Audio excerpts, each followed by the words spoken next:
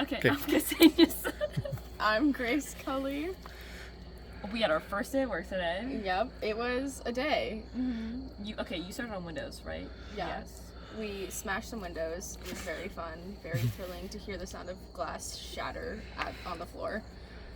How about your day, Ksenia? Anything interesting? Well, so we were destroying some stairs today, and we were supposed to start building a platform, and we were digging holes for posts, and let's just say I hit a water line, and We had a little water fountain. And like it was like not. I felt bad because apparently they had like just gotten their city water, and it was definitely the city water line. And I was like, ooh, let me pull through on like ruining that. do you Yes, have a Big water John, I know. fountain Like, yes.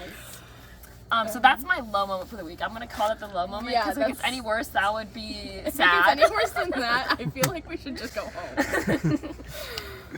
What else did we do? Oh, I also went on the roof after we finished taking out the windows. That was same old, We I cleaned some guess. shingles. We did. We got our rashes. We have our rashes from the fiberglass. Basically, just another day at Workcamp. Yeah. It was good. Okay. Thank you. Yeah. You're welcome.